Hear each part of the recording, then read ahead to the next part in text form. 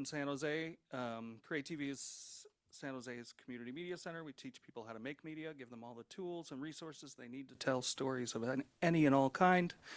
We operate this space, Open San Jose. This is a community events and arts center. So if you have a performance, dance concert, convening, organizing group that needs space, this is your space. What else do? We make media for nonprofits. We organize around media justice issues, which is why we're partnering today on this discussion and webinar about data centers in San Jose.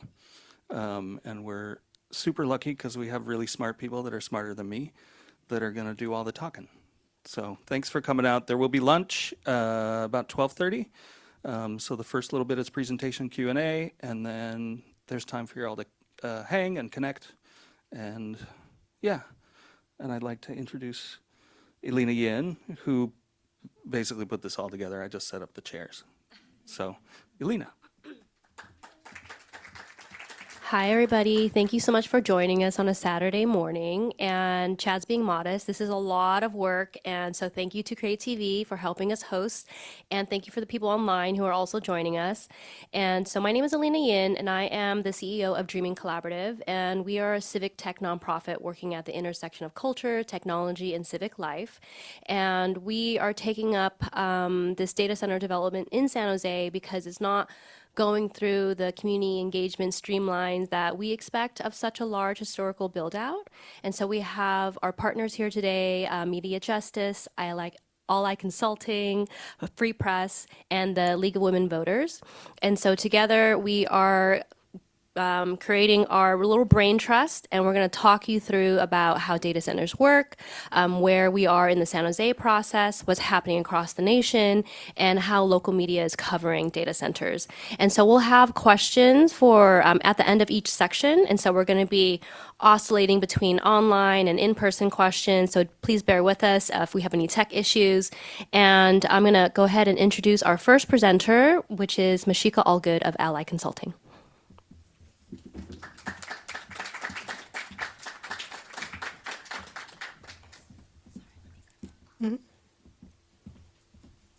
Don't record yet, baby.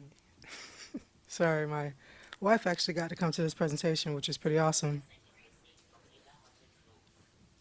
Because usually she doesn't get to see me, so hopefully I get it right. Hello. This? Okay. I was just randomly speaking anyway, so it's fine. My name is Masheika Allgood. I'm founder of AllAI Consulting, LLC. We are an AI ethics consulting firm. We largely focus on the impact of AI data centers, environmental and health on communities. So today we're going to talk to you a little bit about what that all means. So let's just ground with, what a data center is. So data centers are the physical embodiment of everything that happens online. The cloud is a place, a conglomeration of data centers placed all over the world. Those data centers are connected by cables that transmit data from facility to facility. Essentially, the entire digital world is powered by these largely unseen and generally unnoticed physical structures scattered throughout the country and the world. So the data centers that we're building now are fundamentally different than the data centers we all grew up with, for one key reason. The data centers we're building now are exclusively to power generative AI workloads. Traditional data centers host the web, mobile banking, online games, streaming services, everything. Those workloads require compute on a transactional basis. Basically, the data sits until someone needs it. So the servers sit idle until you open your mobile banking app, request a specific movie or song that's stored at that data center, or spin up a gaming service for your crew. AI data centers are built to host Gen AI workloads, generative AI. They are factories that produce a single type of product. To produce that product, data center operators run the GPUs just below full tilt at all times. There's no such thing as an idle server in an AI data center. The goal is to run every instance of compute on every GPU until those GPUs burn out. It's all about optimizing the workloads to squeeze every ounce of functionality out of every chip. The reason they run the chips so hard is because they aren't regular chips. The GPUs in AI data centers cost $30,000 a piece. And there are tens of thousands to hundreds of thousands of them in each AI data center facility. You don't store Google Docs on a chip that expensive.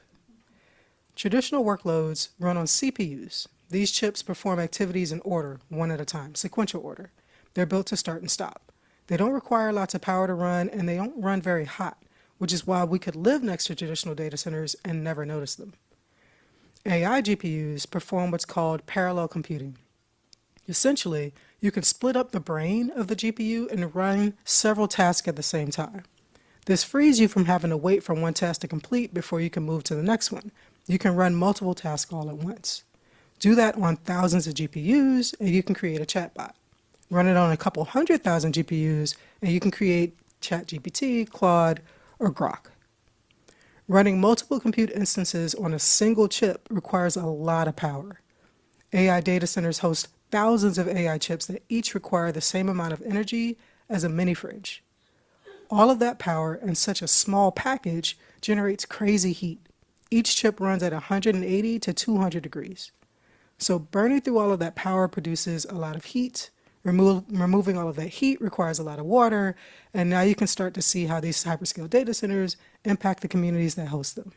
But let's spend a little bit of time on the next slide doing a deep dive into those impacts. AI workloads never stop or take a break. Those chips run 24/7. Powering and cooling these heavy industrial facilities is a massive undertaking that has real health impacts on the neighborhoods that surround them.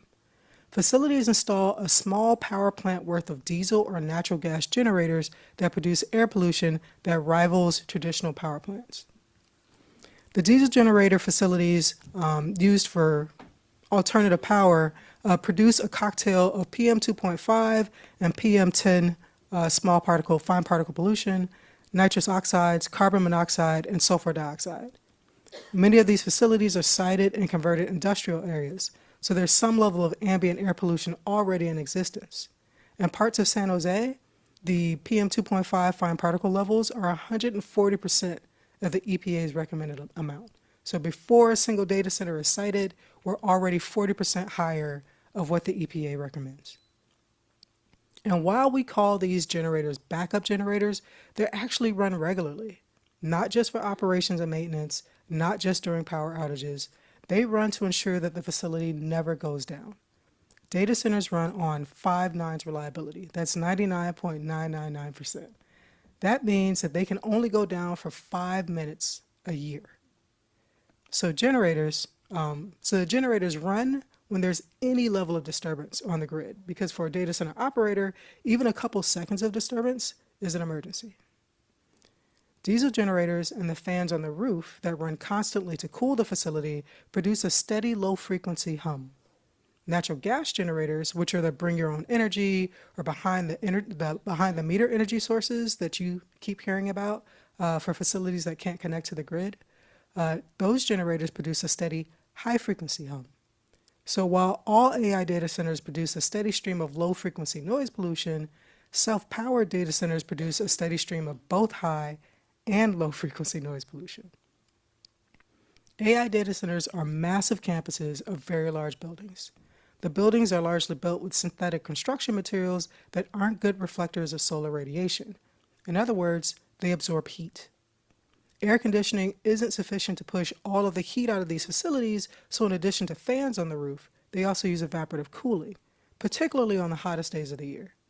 Those big cooling towers on the roof push out evaporated air, which settles over the surrounding neighborhoods until the wind carries it elsewhere. The heat absorption of the building, combined with the evaporation from the rooftop cooling and the air pollution from the generators, combines to produce an urban heat island effect. And that heat island effect is actually most acute on the hottest days of the year. Evaporative cooling towers can generate millions of gallons of industrial wastewater a year. Whatever doesn't evaporate is flushed from the system and discharged to wastewater treatment plants, local wastewater treatment plants. The wastewater from the data center blowdown, or what they flush from the system, includes all of the chemicals that were used to treat the water while it was in the facility, some of which are novel chemicals that haven't been fully studied or EPA regulated. In researching the toxicity of some of these chemicals, I'm reading studies on lab animals as they haven't been studied in humans yet. Any chemicals from these facilities that our wastewater treatment plants don't have the technology to properly treat will eventually make their way back into our drinking water systems. Data center campuses use intense outside lighting for security, maintenance, and emergency repair. And that lighting is on every level, ground, building, and roof. Also, these campuses store hundreds of thousands of gallons of diesel gas to run the generators. The new Great Oak South facility that just opened, 2 months ago, stores over 300,000 gallons of diesel to run their 36 3.25 megawatt diesel generators. There's a push towards zero cooling for the server level cooling loops. You hear, we're not going to use any water. It's a no water, no or low water solution. That closed loop typically can contain around 500,000 gallons of water. So that's significant water savings, right? But what are they replacing the water with? If they're using direct-to-chip or immersion cooling, or switching out the water in the facility heat exchange pipes, then they're replacing that water with ethylene glycol, hydrocarbon coolants, or dielectric fluorocarbons, better known as antifreeze, motor oil, and forever chemicals, PFAS. Hundreds of thousands of gallons of them per facility. The campuses also store a cocktail of hazardous and often emerging chemicals for water treatment and server cooling systems. Many of those chemicals would be toxic if ingested or inhaled, and some of them, we've only tested on rats. We all just witnessed what can happen when chemicals destabilize. The Garden Grove chemical explosion scare, a little further south from us, taught us all the reality of the threat that these chemicals pose to neighboring communities. There is no follow-up on how these facilities are actually impacting the environment after they've been approved. Our air quality management district doesn't have a single air quality monitor in Santa Clara or Sunnyvale, and there are none anywhere near San Jose's current or proposed data centers. We don't have noise, light, or temperature sensors in the communities that host these data centers. We aren't testing data center wastewater discharge, and we aren't keeping a record of the chemicals that data centers have on site. But I want to spend a little bit of time. My main focus as a researcher is on the water impacts of data centers. So let's spend a little time discussing data center cooling, because there's a lot of information out there about it. So the amount of energy that these chips require and use generates a significant amount of heat. The chips can get up to 194 degrees each, but if they run at that temperature for a long time, they'll burn out prematurely. So data center operators have to cool the chips down to 176 degrees Fahrenheit, which is their normal operating temperature, in order to prevent damage. AI data centers use closed loop cooling as a standard. Like, we keep hearing, oh, the closed loop, that's like I use seatbelts, or I put oil in my car.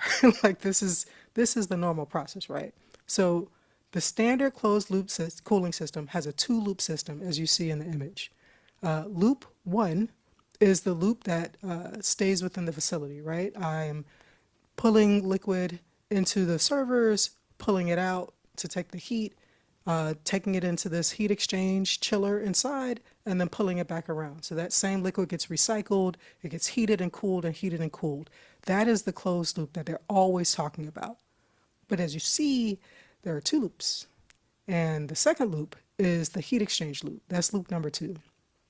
As you see, that loop goes onto the roof, where it undergoes a process to pull heat out of the system. And this process is where the water consumption happens, because this is where the evaporative cooling towers are used. So facility operators have a choice on what they use to cool the facility, what happens on the roof. They have a choice to either use air conditioning processes or evaporative processes. The industry best practice is evaporative cooling, because air conditioning isn't as effective with this level of heat and requires massive amounts of electricity to produce the same results as water, which can quickly get very expensive, whereas water is cheap. So there are several innovations to improve data center water consumption, namely direct-to-chip and immersion cooling.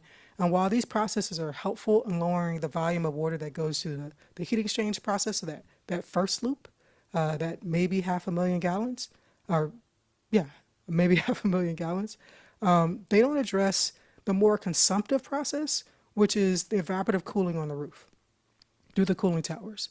We don't have any established processes for like pulling that evaporation back into water and keeping it for ourselves. Basically, when it goes, it's gone. So the impact of data center water consumption on local water systems is twofold. First, it impacts local drinking water capacity.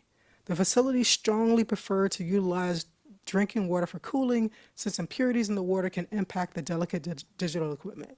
And drinking water is at a high level of purity, but it still has to undergo extensive filtration and treatment at intake in order to protect the equipment. So drinking water is like our largest store of really high quality water, but it's still not high quality enough to just put in the system, right? They still have to treat it when it comes into the facility. So bringing in lower quality water means spending even more money on the pre-filtration systems, which can significantly cut into operating profits. So these facilities require millions of gallons of water a day, but it's local drinking water, which is significantly impacting local capacity planning and fulfillment. For context, a traditional data center can use around 300,000 gallons of water on a daily basis, but the largest AI data centers can use 5 million gallons or more on a daily basis. So second, these data centers put extensive pressure on local wastewater treatment facilities. The vast majority of drinking water that's withdrawn from the cooling process is consumed, which is evaporated. 80% of it is just flat out gone.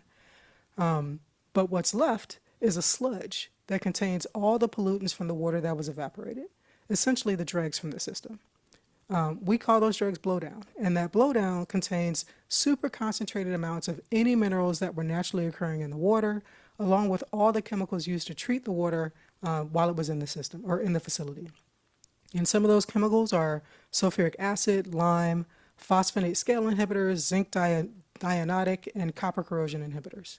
All of these chemicals are present in high concentrations in the water when it's discharged to local wastewater treatment facilities to fully treat. So part of my research was, why is that a thing?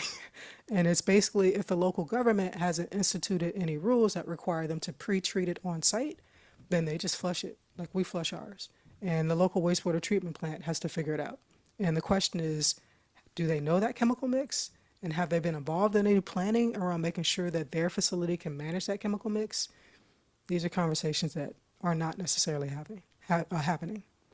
So in an AI data center, 20 to 30% of the water that they withdraw becomes blowdown. So 80% of it is consumed, evaporated, and then 20 to 30% of it is discharged. So a facility that uses 5 million gallons of water a day will produce at least 1 million gallons of blowdown a day. So that's high pressure on your wastewater treatment capacity, as well as on, do you even have the right types of treatment to manage that kind of blowdown? So with all of this, we talked a lot about how this could be problematic, but we don't really talk about who benefits, right? So what's this trade-off that's being made? So NVIDIA sells the GPUs that power the entire Gen AI boom. What you see in this circle is what we call the circle of financing that's going on within the AI system. And right now you see NVIDIA, all roads lead to NVIDIA, because NVIDIA sells a thing, a thing that everyone else needs, right? So NVIDIA sells a physical product that is produced and shipped to customers, a traditional sales process. Nearly every other company involved in the Gen AI push sells a software service, subscriptions that can be canceled at any time. And this buildup, this data center buildup, is draining them. Some of the biggest players in this space, Google, is selling $80 billion worth of stock to fund its data center push. Google, who's had more cash on hand than God in the last decade, is running out of money. So are Meta, Microsoft, and Amazon, and they're looking to sell their stocks too. So Jensen and NVIDIA's largest stakeholders are the only techies making real money in the Gen AI push. Everyone else is riding the wave and hoping to time their exit right before the crash. The other big winners are electric utilities. I went to visit some of the data center clusters in San Jose earlier this year, and I came to a cul-de-sac where there was a data center on one side of the street and a data center on the other side of the street, and they both had a substation. 2 high voltage substations on the same street on opposite sides, just a cul-de-sac, right? So every data center, every AI data center has to have its own high voltage substation, which means that any data center cluster, which is how they prefer to build, is also a high voltage substation cluster. And I just want to clarify, we don't know what that does. This is not old technology that we're used to. This is experimental. We've never put this many substations this close together and this close to people at any point in our infrastructure build out. More high voltage substation clusters means more high voltage transmission lines, poles, and all of the attendant hardware and highly skilled employment required to put it all together. So utility companies, particularly investor-owned utility companies, don't actually pay for investments to the grids. Ratepayers, current ratepayers fund any upgrades to the grid through rate increases.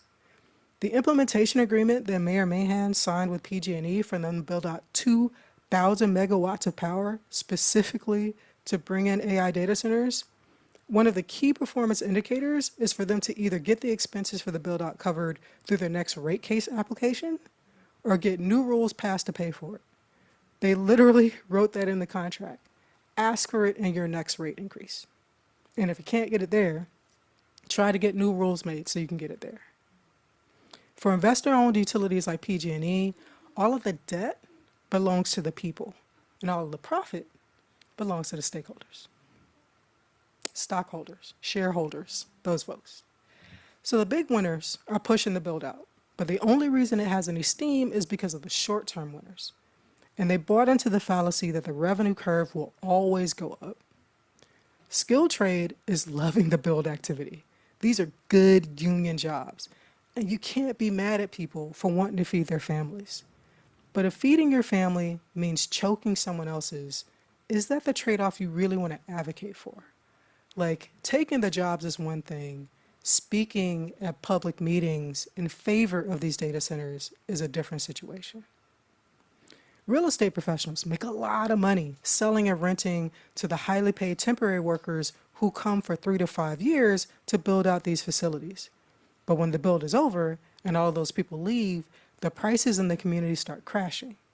Hopefully they built a big enough nest egg to ride out with their neighbors, likely cannot. The skilled trades folks and real estate professionals are just trying to make a living in a really difficult time in our country. Corporate leaders are already rich, and so are the investors pushing the always go up business practices. Corporations are not adopting Gen AI to benefit workers or their consumers. Corporate leaders are adopting Gen AI to enrich themselves. The goal of the technology is to replace workers who make up the bulk of corporate expenses. Bots don't need insurance or PTO, right? So they must be cheaper? Well, they were while the tech companies were subsidizing the models and trying to get the businesses hooked. Now that OpenAI and others are charging real prices for the compute that Gen AI requires, corporate leaders are waking up to the bait and switch and trying to pull back. We're seeing horror stories of companies running through literally $500 million of compute in 1 month. Microsoft, who produces Gen AI, canceled all of its engineers' Claude licenses because it was too expensive. It turns out greed actually doesn't pay. So here we are, on the cusp of the largest infrastructure build-out in San Jose's history, on the precipice of becoming one of the largest Gen AI factories in the world. And what exactly are we getting in return? Our mayor looks cool in press conferences. But it feels like we should be getting more than that, right? So if we aren't, why are we allowing this? Questions? I've got a mic over here, so if you have questions, I'm going to run over to you. We got 2 over here, and let's start with you. Oh, sorry. No. Do you want a question? Oh, I do. the love, He's being such a gentleman. kindness. So I'm Carmen, and you may have answered this. I came in a little late, but there are 2 types of data centers, right? Because I know in Silicon Valley Pain Index, they had listed that there was 125 data centers in Santa Clara County.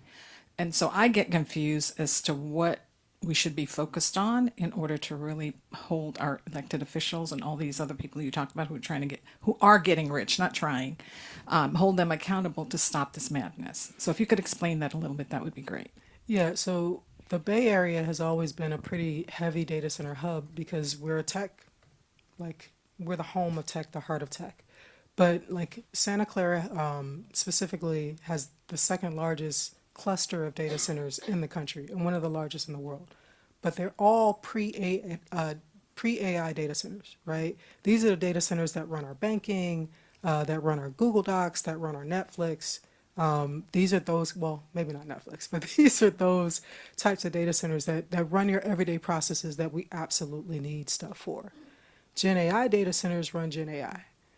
They don't run banking unless they're doing a Gen AI process for forecasting, predicting, or something of that nature. They only run Gen AI workloads because you do not take $1 billion worth of chips and like use it for something other than what it's intended for.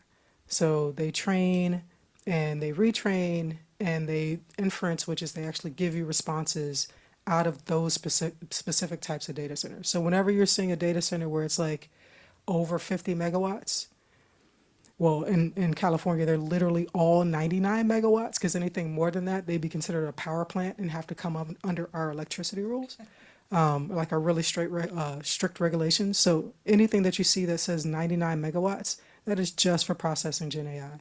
And so this whole obfuscation of what type of data center it is intentional because we don't want to fight all data centers. That's crazy. Like we believe in a digital economy. We believe in other types of AI, which other types of AI also run in traditional data centers. This is a specific factory for a specific product, which is Gen AI, and that's the difference. Thank you. So my question is also related. Do these traditional data centers have the same two-loop cooling mechanism? Because you mentioned there's a lot of uncertainty around what these chemicals, put in the environment.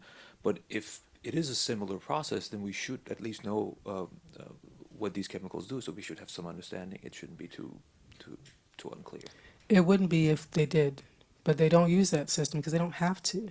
Their chips don't get as hot. Right? Like a traditional data center is largely CPUs with some GPUs, but and they're not even AI GPUs. They're like the lower level GPUs because you don't need that level of compute at that speed for regular workloads. And so we don't have an understanding because all of this is newer technology. Like it existed, but it wasn't like at the scale. Like the thing about Gen AI is everything is at a massive scale. And that's what makes everything so crazy. We've had high voltage substations, but to have several of them in one community, like within, a mile of each other, we've never had that, right? So everything is the scale. So it's not that the closed loop didn't exist. It just wasn't used very often because it wasn't practical and it was expensive given the type of workloads that were being run. We have one question from the folks on the webinar. So the question is, can you go more into detail on how PG&E is in bed with these predatory tech? And for your information, Supermicro is concocting a new data center, saw signs along 880 North. Okay. Easy question. Right? Well, the question, it's the language choices are entertaining. But yeah, so I think it'll be discussed a bit in one of our other sections, but the long and short of it is our mayor went through a process and said, we want to build, data centers here. We don't have enough power. So maybe we should stand up our own, power industry or power utility and then say, you know what, we're not going to do that. We're going to negotiate with PG&E and say, in order for us not to do our own power, you have to give us 2,000 megawatts.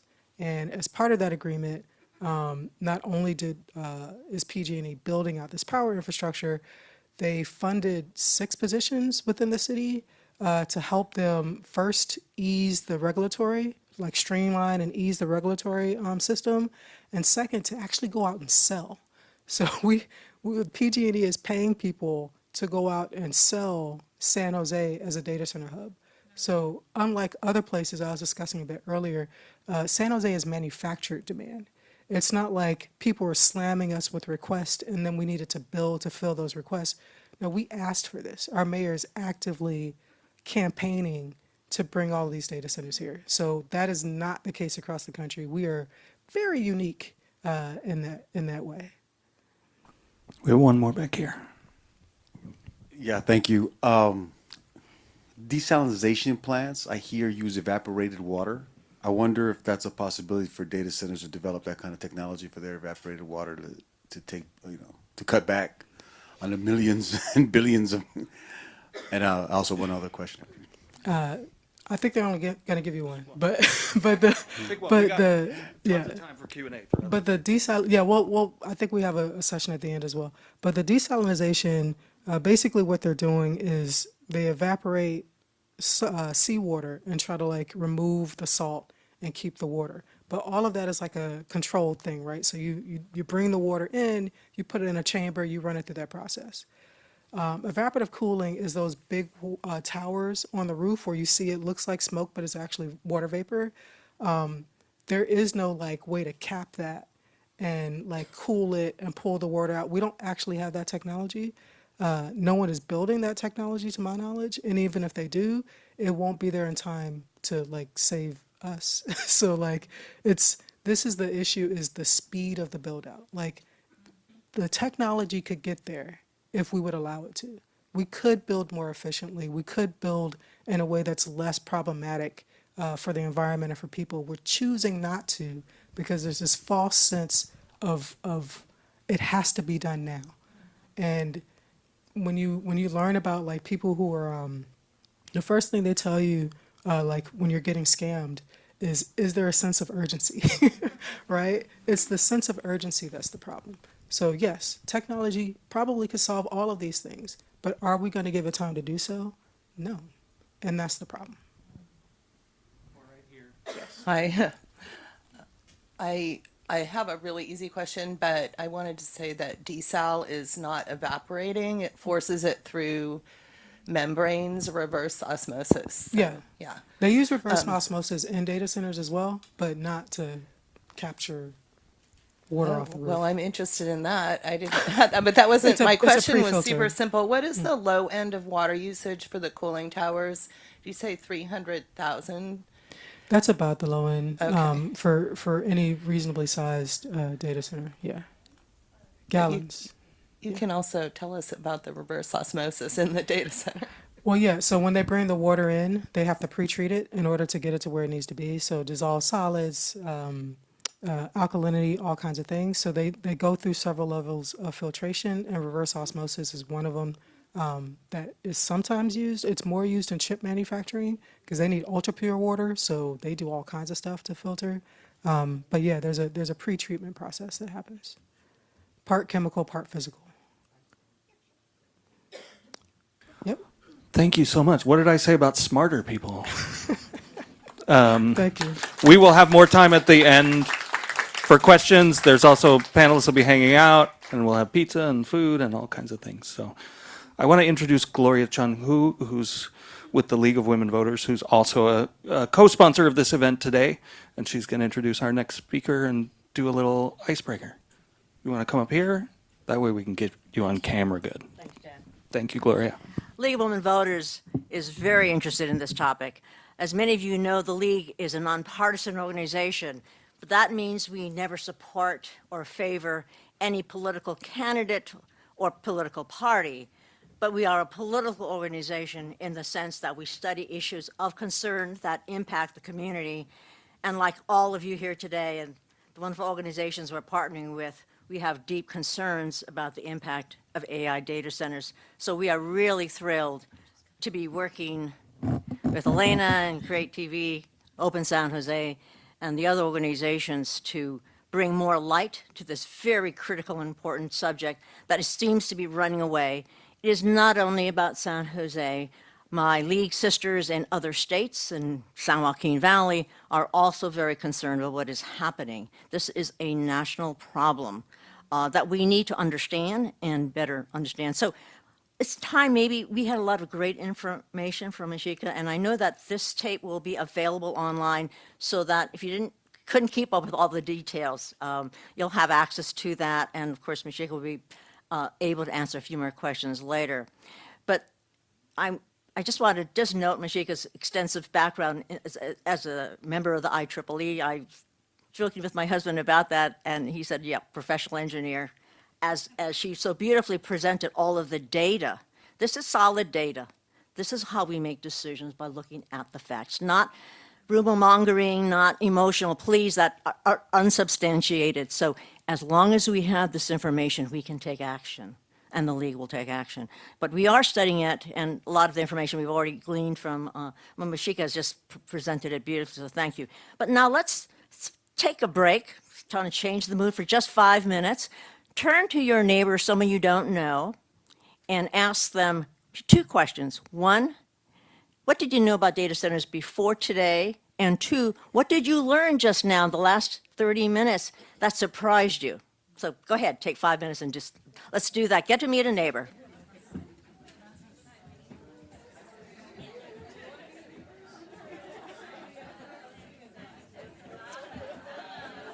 And for those of you at home, you can take a break, but give that some thought. What did you just learn, and what do you know about data centers, and perhaps what's new that you learned?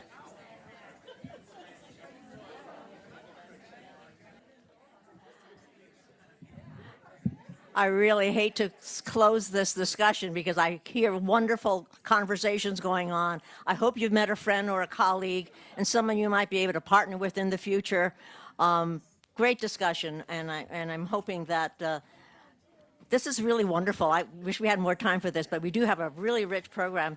Before we begin with our next speaker, I just wanted to say a little bit more about Masheika, because she just got an extraordinary background, and she was so modest, and she did mention she was the founder of AllAI Consulting, but more important than that, she has an incredible background. She serves as a board member and wrote the technical best practices manual, management manual for the section of the Foundation for Best Practices in Machine Learning. You can tell she's, and I mentioned she was an active member of the IEEE, the Institute of Electrical and Electronics Engineering, and as part of that, she heads up the Environmental Impacts of Artificial Intelligence Working Group. And so she's been in the middle of this for some time in a highly technical area. She also teaches AI governance, risk management, and compliance for the Juris Master's program at the Florida State University College of Law. We're delighted to have such a highly technically skilled and educator and activist to help us understand better, and terrific job. Thank you, Masheika. Our next speaker is going to talk a little bit more, yes, well deserved, about the economic promises versus the realities and the role of local media in understanding where we are with AI. And if all of you are paying any attention to the media, you know it's all over the place.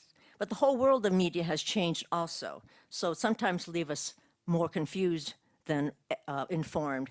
But to help us understand that is Saville. And she is someone who has been spending a great deal of time trying to use the media to better do things that are perhaps ethical. And she is interested in, dedicated to the intersections between health, media, ecologies, and community. And I think that this combination is what brings us all here together too. But also in the last 15 years, she's been engaging and organizing with communities who dream of what she calls embodied thriving worlds. And I think we all want thriving worlds. She has a master's degree in multimedia journalism from the University of Oregon and has roots in Southern Illinois and Taiwan. So we're delighted to have as our next speaker someone to tell us a little bit more about some of those realities and promises, and not the realities of what's happening. Thank you, Qing.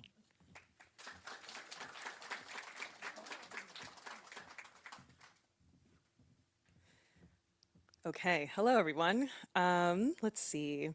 Let me get into the right mode.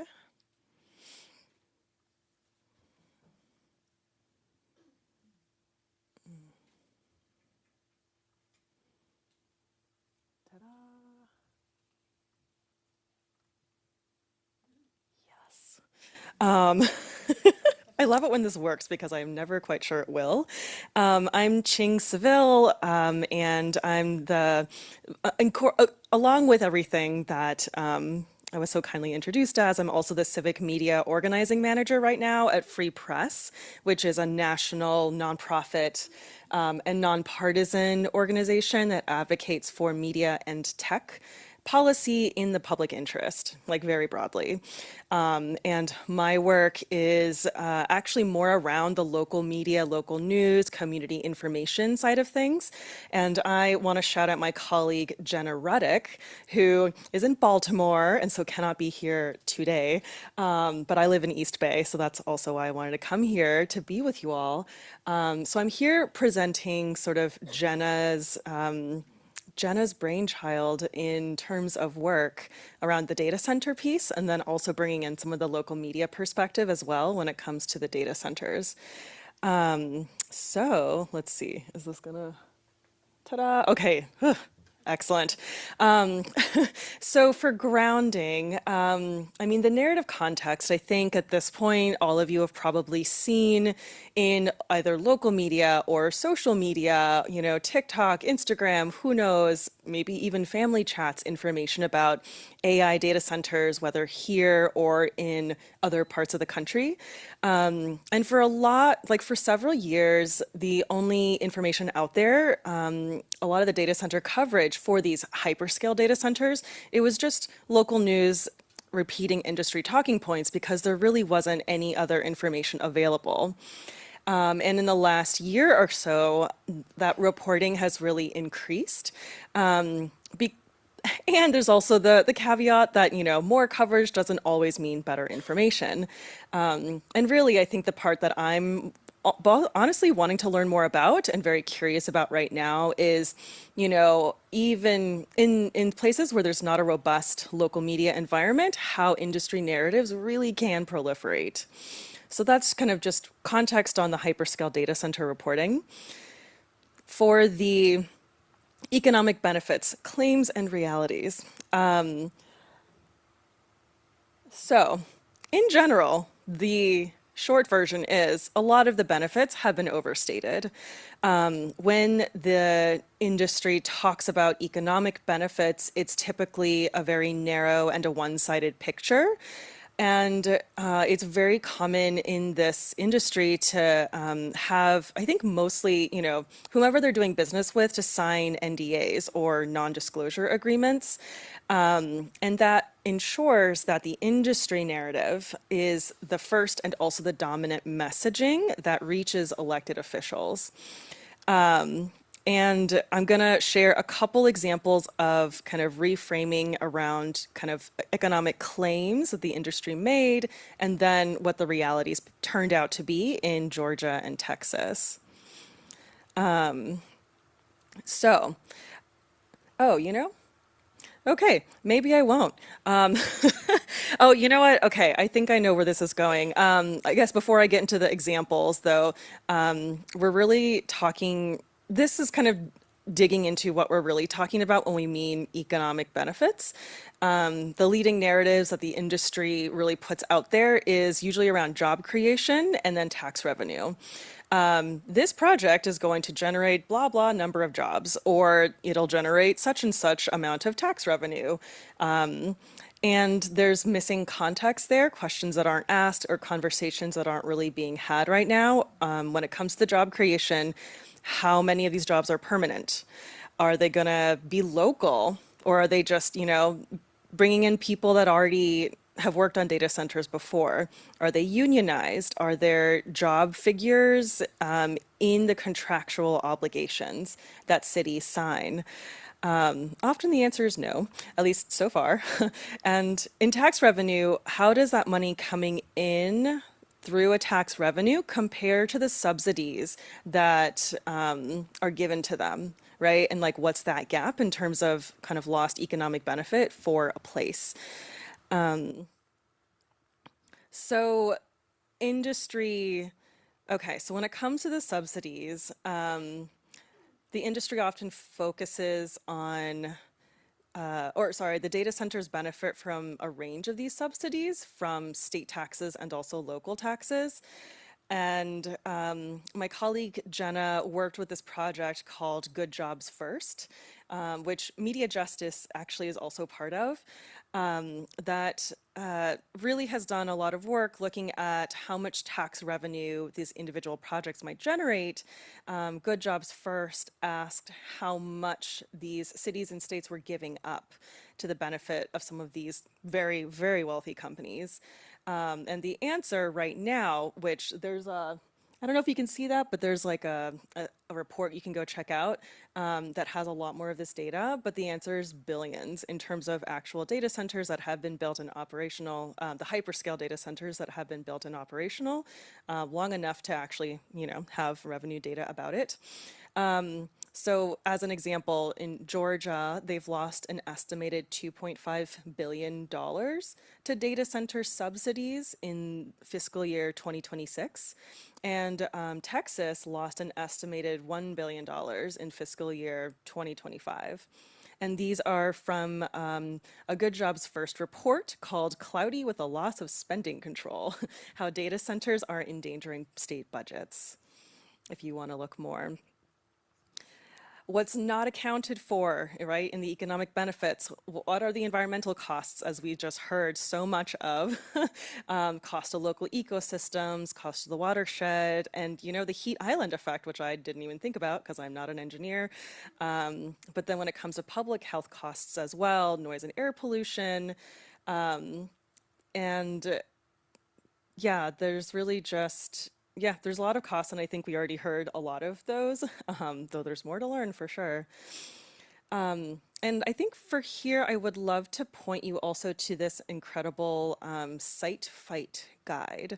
So this is a resource that this working group, a data center working group put together, which includes the Athena Coalition, the AI Now Institute, Free Press, Good Jobs First, and the Kairos Fellowship, and also others who are not named.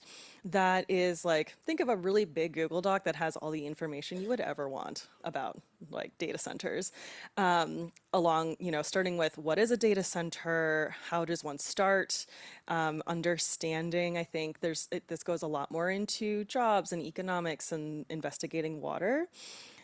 Resources for communities that want to organize, to either get more information or to fight or to, have an actual stake and voice in the process. And also real life examples, because at this point there are quite a few. And with the resource section, I just want to point out that there's so many resources if you are curious. And also, Ellina, who I think just walked out of the room, is also a resource when it comes to learning about data centers in San Jose specifically.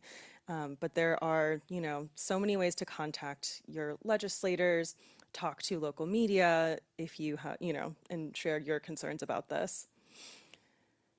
So next, I want to go into the local news and civic information connection. For me, there's sort of a difference in my mind and in our mind between civic information and then local news. There can be overlap, but they're not always the same thing. Most communities, they lack access to information about data centers in their town.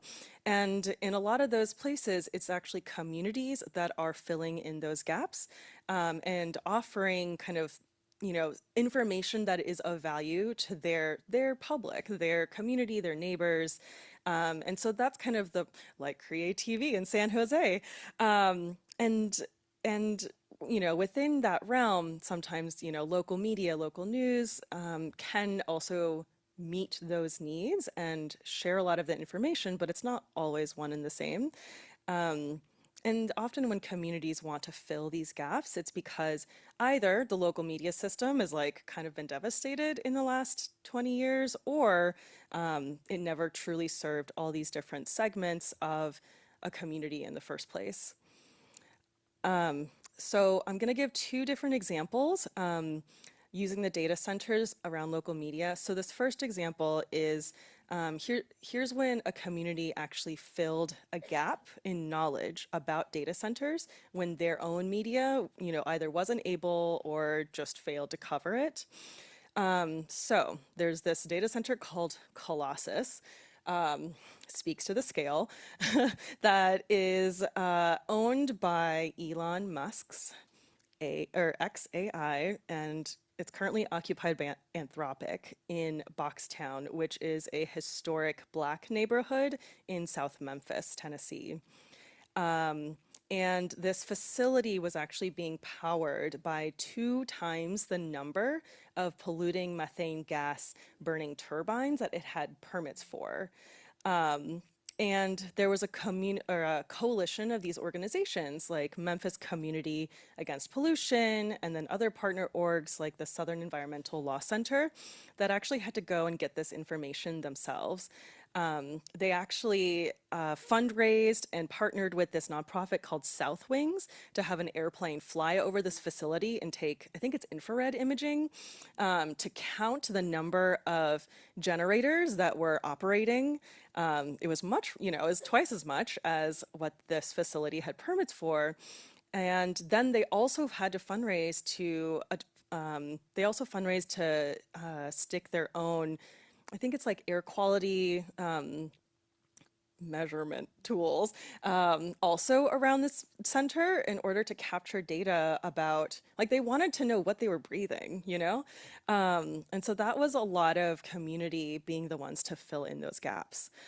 In a different example, though, in Arizona, there was actually an example of rooted local media. So another data center, another name, called Project Blue in Tucson, Arizona. And there was a local news source called AZ Luminaria that is community owned, and they started asking questions last summer. And apparently in asking, like, they were emailing, I think, with a council member, and that council member did accidentally send the NDA to this local news reporter. And that revealed that their county officials had actually been under an NDA for at least 1 year. And then eventually, I think it was also because of this, residents found out that the customer was Amazon Web Services, or AWS. And so this is just an example of when a local source, they start asking questions when things aren't adding up in council meetings. They pay attention to the details. They keep following up and staying on the story. They platform local organizing efforts. Oh, and here are 2 of the stories, actually. So, one is around showing how this data center proposal sprang up before really any information was made public, but then local organizing networks also did at the same time. And the other one's revealing it's Amazon Web Services. Hey. So to kind of close out for now, this is really making me think about, how robust local media and community centers and partnerships can really equip communities with information that you all need, and unbiased and like rigorous information that you need to make decisions about the place that you live. And so here are just some questions some questions and then a couple of like notes around as you continue your data center journey. So one is just, for you thinking about what are barriers to your communities getting information about data centers here. I'm curious about that. So like, come talk to me afterwards.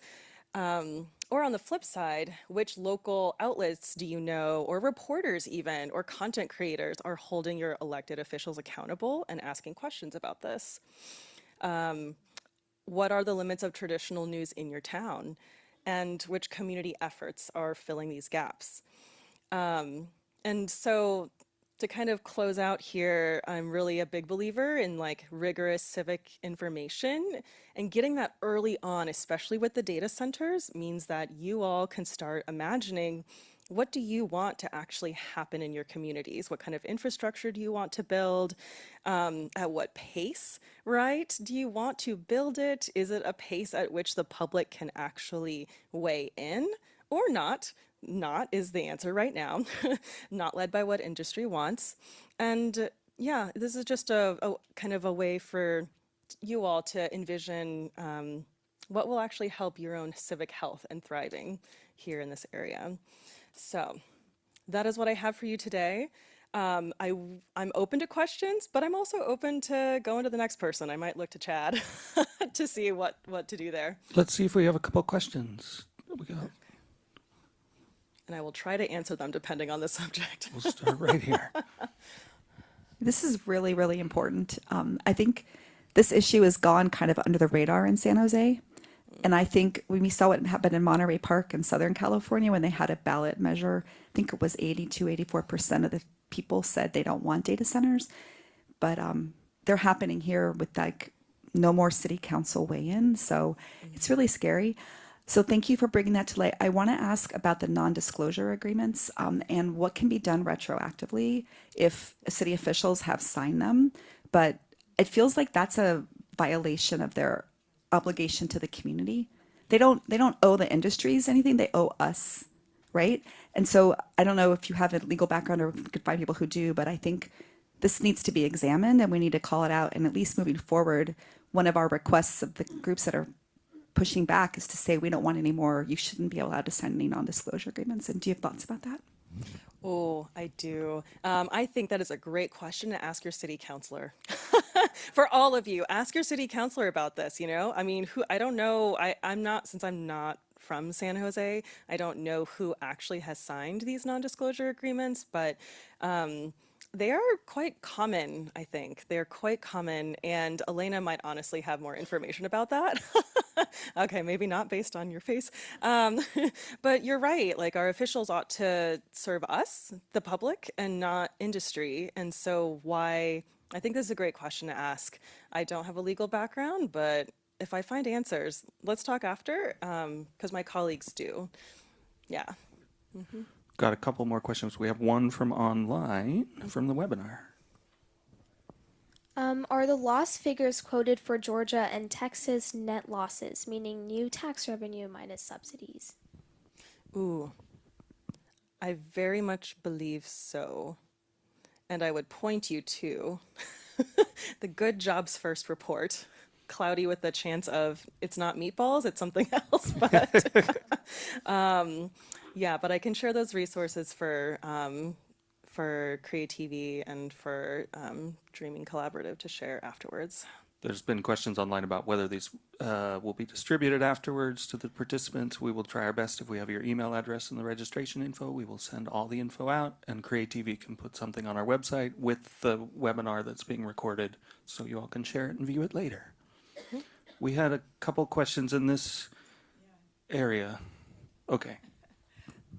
I did have a question, and it was same as was asked about about NDAs. So even though sometimes they don't sign an NDA, they're in the quote unquote back room making deals, so which we don't get access to.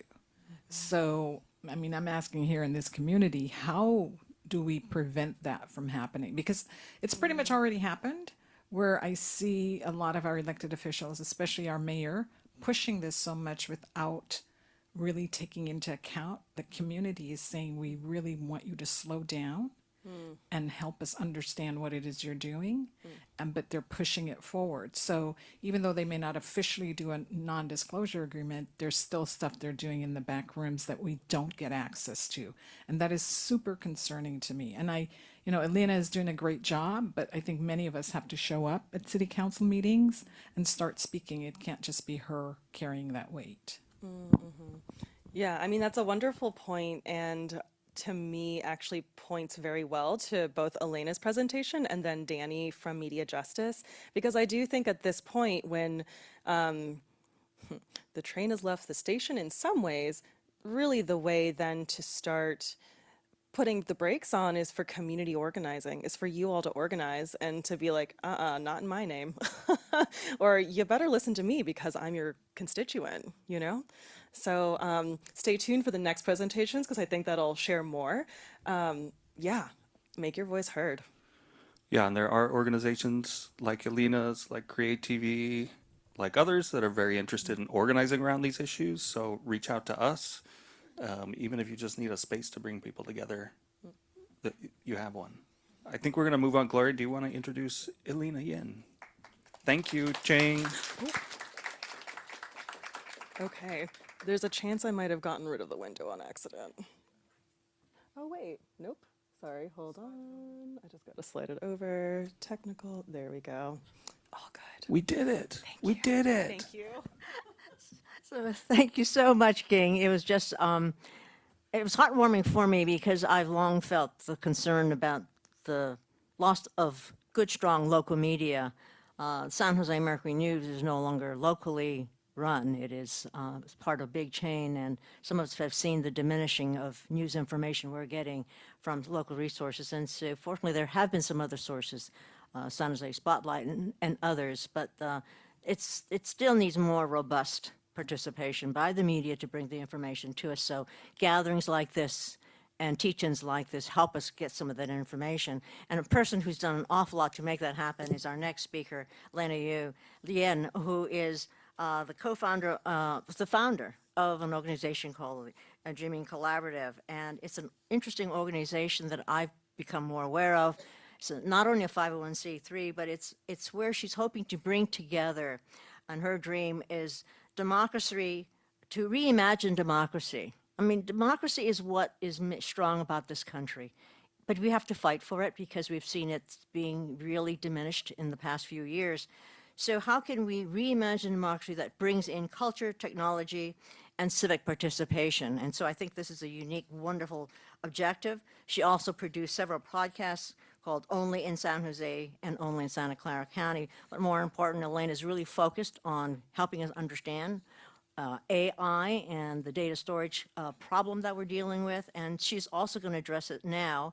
So to talk about specifically what is the process in the city of San Jose and what we might be able to think about how that process works. Ellina. Great.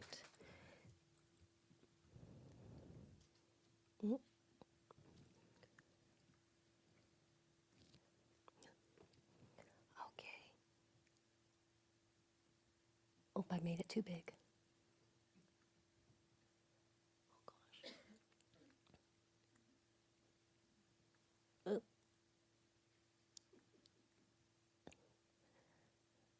Thank you for your patience. No! Okay. So I'm going to be talking, while I'm fiddling with this, I'm going to be talking about what's happening in San Jose and where we are in the process. And I want to make it bigger. Help me. Oh, there you go. Oh, okay. I just had to walk up here. Yeah. Awesome, awesome. Okay, so this line, AI Revolution, AI Revolution is the tagline of the mayor. He wants San Jose to be the center of the AI revolution. I think it's actually going to become the center of civic participation because of what's happening. And my name is Ellina Yin. I am the founder and CEO of Dreaming Collaborative, and we are working to build tools and a civic library of how do we access the process of local government. So this all started in two steps. So the first is the South Bay signed a contract with LNS Power, and they're going to build out 2,000 megawatts of capacity that's coming down to the South Bay. And then San Jose signed a contract with PG&E, the implementation agreement, and that is to build the connections to the 2,000 megawatts. And so San Jose is not the only city. There's a lot of South Bay cities that are kind of clamoring to get a piece of this power. And this was signed in July 2025. There was a big press release about it. And just for scale, so 2,000 megawatts, you can see here, is enough to power 1.5 million homes. And in San Jose, right now, we have about 340,000 homes. So this is like 3 times the amount of energy that's coming to San Jose. And so that's just to imagine, like, when they say we need this. I was like, there's not even enough homes right now to actually access all this power. So where is this power actually going? It's going to data centers. And so in this PG implementation agreement, they are going to promise, PG&E is promising to power 12 data centers. And 2 of them are already online, and there's 10 more on the way. And this is their timeline. And so there is 10 more on the way. And you can see here there's 3 data centers. And a lot of how this kind of snuck by is on city council agendas. It's not called data centers, it's called large load projects. And so I had to put a special keyword search for every single time large load came up so that I would get pinged. And so that's how I kind of missed the very beginning of this, because I didn't know that this was the name that was going under city council. And so we have these projects, and they're going throughout 2026. So there is more on the way. And these are the areas that they have designated for these large loads. So on the left is the El Viso area. So this is District 4. And it goes all the way from the El Viso down to like East Side, San Jose, like Lundy, Hostetler area. And then right here, this is this center of downtown, is Diridon Station. My home is right outside the purple line. And so this is personal. And like we were sharing earlier, there is a cap in the state of California at 49 to 99 megawatts, because anything larger than that is considered a power plant. And so you would have to go through a lengthy, very long, full EIR review. But if you come in at 99, you get a small power plant exemption. So you go through a shorter review. So that's how they're getting through so quickly and without more noticing. And also, our traditional policies typically cap community engagement at a development at 1,000 feet.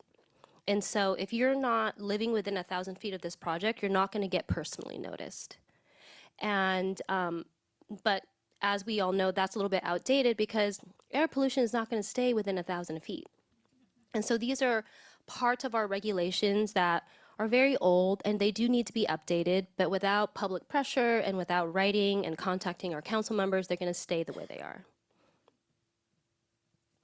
And it was mentioned before, the staffing. So under the agreement, this is the salary, and these are the people that PG&E is paying inside the city to funnel these projects, to streamline these projects. And they are professionals. They've done this before, so they know all of the rules and regulations. And so they're working side by side with city staff to make sure that these projects are passing through all of their checkpoints on time and in a speedy manner. And there is some more, a second portion. So I believe it's 6 staff people, but all in all, they invested $1.7 million in staffing inside City Hall to make sure that these projects are approved on time. And they've built a pipeline. And so there are the 12 under the agreement, but they're also working to recruit more. And so this is just from March 30th, very recently at a city council meeting, an update report. And they've grown from 18 projects, this is not including the 12, so this is additional. So 18 applications to 34 applications, that's their pipeline. That's an 88% increase. This is the city's own words, and they're calling it a pipeline. And so a lot of these projects are in the application process, so they're not approved yet. They're not really as finite as the 12 that's already promised in the agreement.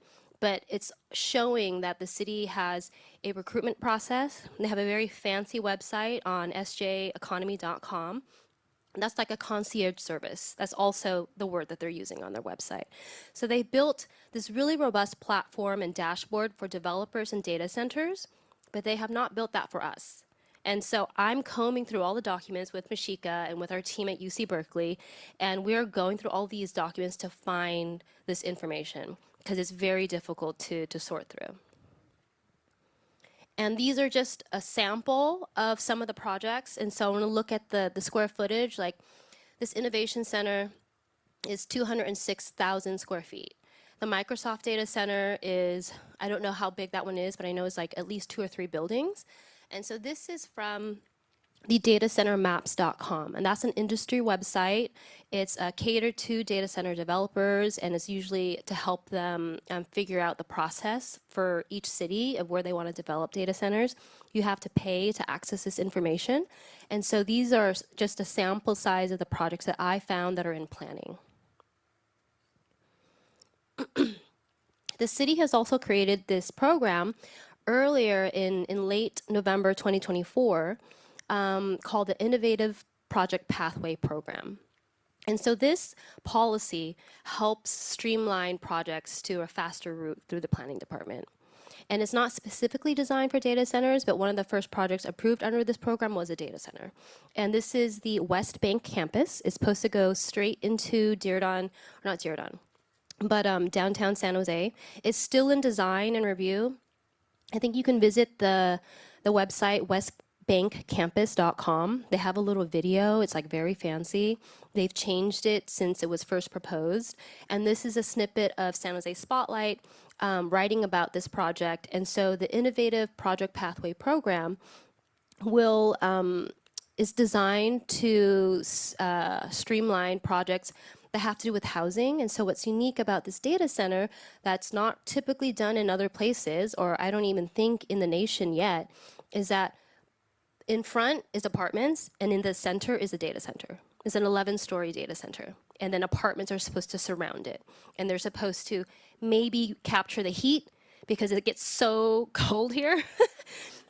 And reuse the heat. And so that's part of like the innovative part. That's why they qualified for this program. And part of the program is faster approvals, is a waiver of construction fees. So that's like part of the giveaways. I don't know how much it will be. This program only is for the core of downtown, so it's not all of San Jose, but I don't know how it might or will change. And then this is now getting into projects that are already approved. So this is the 12 within the PG&E implementation agreement. So this is an excerpt of a letter from in response to a CEQA, so California Environmental Quality Act report done by the South Bay Great Oaks. That's one of the first powered under PG&E. And it says here, many of the data centers operate diesel generators during multiple non-testing, non-emergency events. Non-testing, non-emergency hours of operation approached 50 hours for one generator for one event. It appears 40 or more generators operated concurrently at two facilities, and at one facility ran diesel generators for approximately 400 hours of non-testing, non-maintenance purposes over the course of that period. And so these projects are already violating the standards set by Bay Area air quality districts, and this is them calling them out. And so this is just the beginning. And so we're already seeing like a pattern here about how strong these guidelines are and how much they are following them. And now this is the Microsoft Data Center project. This is under construction. And so it's not built yet. This is one of the projects that are going to be powered. And this is from their full EIR docket.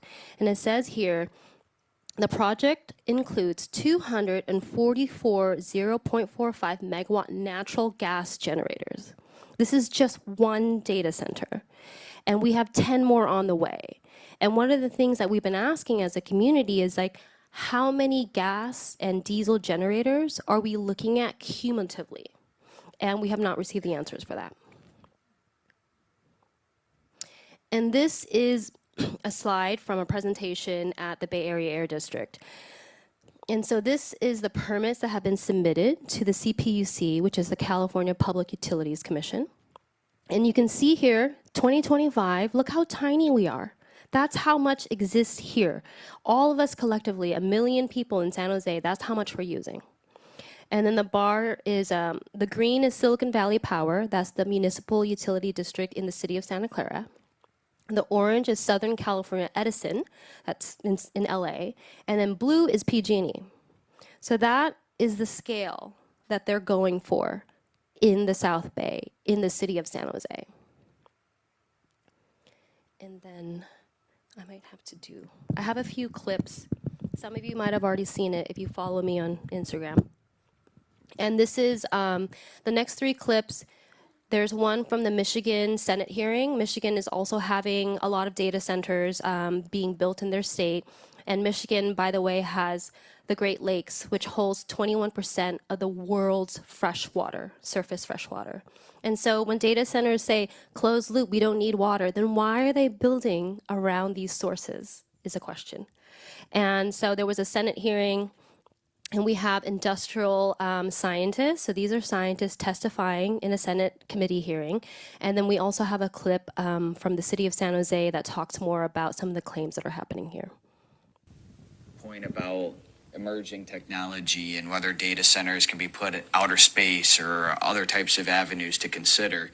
We're just years away from that. And so what is the rush that we're so desperate that we just need to pump all these data centers on society so quickly and strain the energy grid?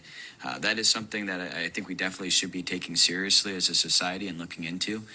Do you have any quick remarks back on that before we close? Yeah, the rush has to do with contracts that they need to fulfill, not with the need for more data centers. So let's be real clear about that. Now, technology is emerging and we're going to need more data centers. We're not arguing that point, but we do not need nearly the amount that they are proposing. We do not need nearly the level of what is coming at us. And like you said, Chair Carr, I appreciate that comment because we've been saying the same thing. The technology is changing so quickly that it won't be long and this facility will be under construction, and some of these hyperscale centers take 5 years to build.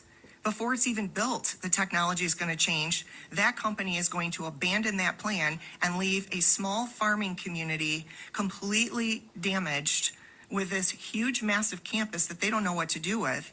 And so this is why we're saying, if we're going to do this, we need to keep them away from communities for health reasons, and then we need to put 100% of the responsibility on the company for any abandonment or any unfulfillment issues contractually to remediate that back to its original land value. Okay.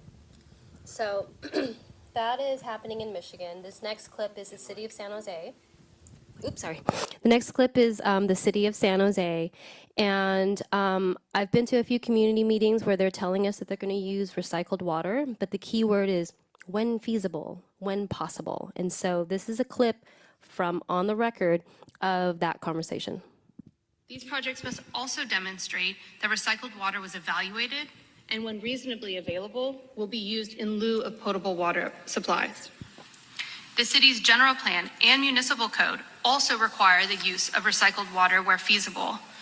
A few moments later, they will be required to use recycled water. At least that's my expectation. And I want to make sure that, you know, how we have that conversation. Clearly, the one down in Great Oaks was too far from a recycled water line for them to use it. Is that a fair statement? Great Oaks does not currently offer recycled water. Right. So that was the issue, was the location of that data center.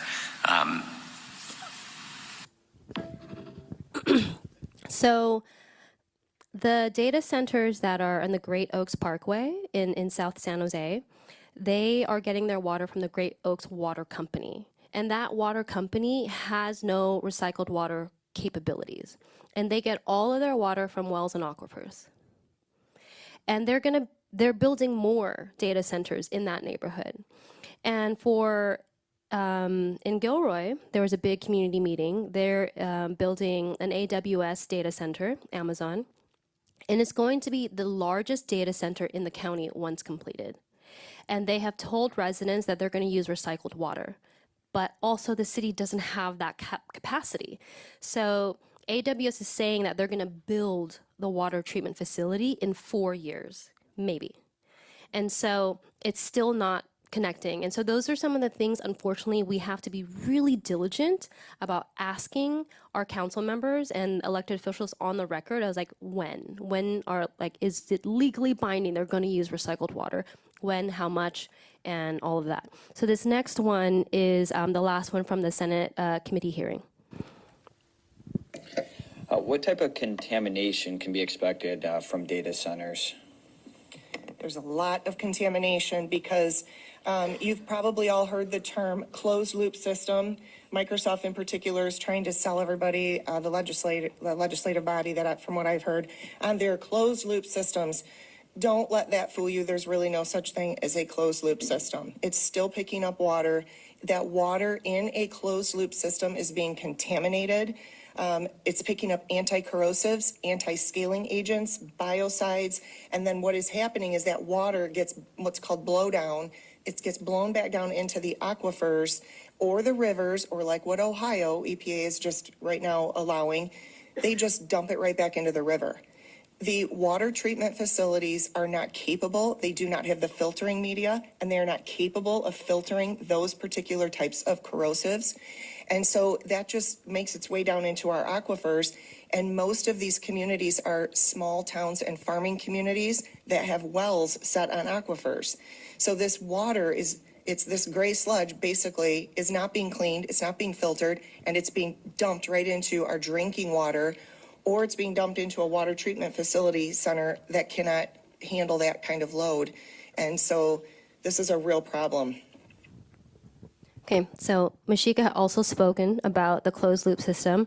There was a big data center conference, like Congress, here in San Jose at Montgomery Center. I got a press pass, so I went inside. I went straight to the direct-to-chip cooling folks and the power folks, and I spoke with them, and they pretty much said the same thing. There's no such thing as closed loop because there's a second loop.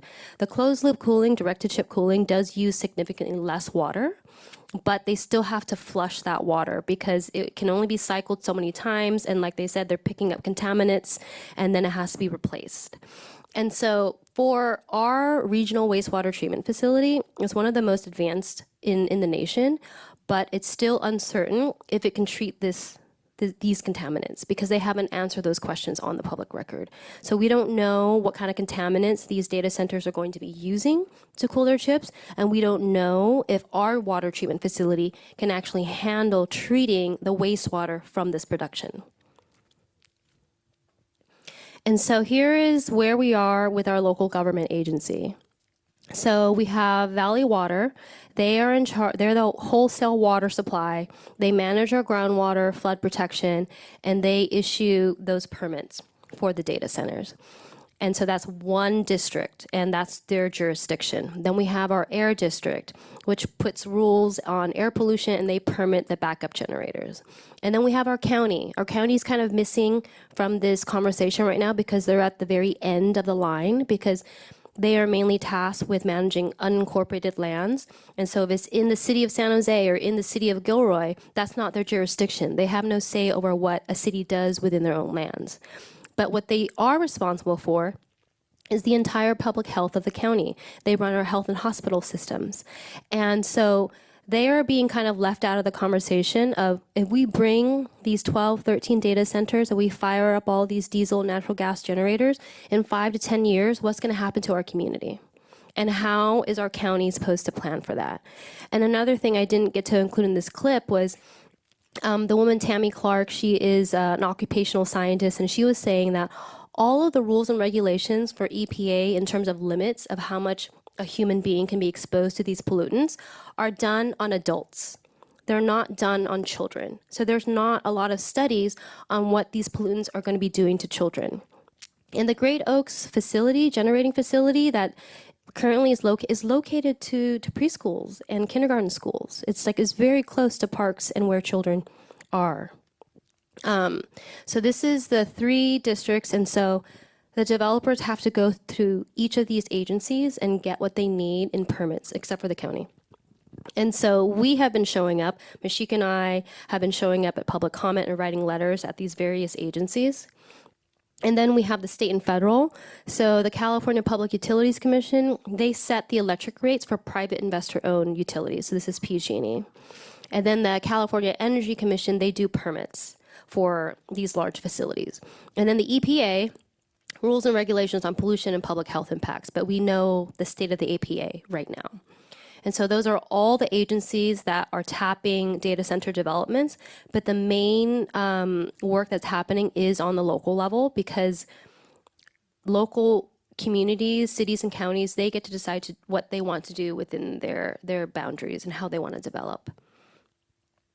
And this is not an endorsement, but this is just, I'm listing everything that's within our civic rights that we can do in order of difficulty.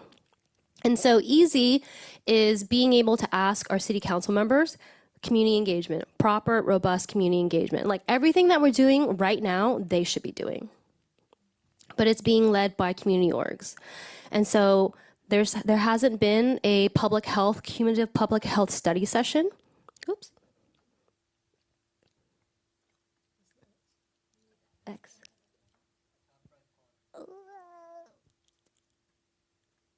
Okay. A public dashboard. If the developers have a public dashboard, I think we should be able to have a public dashboard to see what's coming in. And then the hard part is we've seen in other cities a pause and a moratorium. It depends on what it says in our codes of how long a moratorium can last, because moratoriums usually have a cap on them of how long they can last. That would be pausing maybe the 34 applications. For the products that are already approved under PG&E implementation agreement, it's a little bit more murky what we are able to do. Then there's an ordinance that would mandate, not where feasible, but mandate that they would use recycled water. That is within council powers. Ordinances are all within council powers. They don't go to ballot, and so it's a majority vote. And so an ordinance that demands that they use clean power instead of natural gas or diesel generators. An ordinance that they notify the community every time there's testing, because these generators have to be regularly tested to make sure that they're working. Kind of like you don't want to leave a car just sitting idle for 6 months or something like that. But if they're going to be doing regular testing, then they can tell the community, close your windows and, or maybe leave town for, I don't know, a couple hours. And then community benefits, this is negotiating. So these data centers don't just serve the city of San Jose. Like the whole world is going to be using these AI data centers. So it's like our little pond of water, everybody's sticking a straw in there. So what is the benefit that we get from being a service point to the global AI whatever?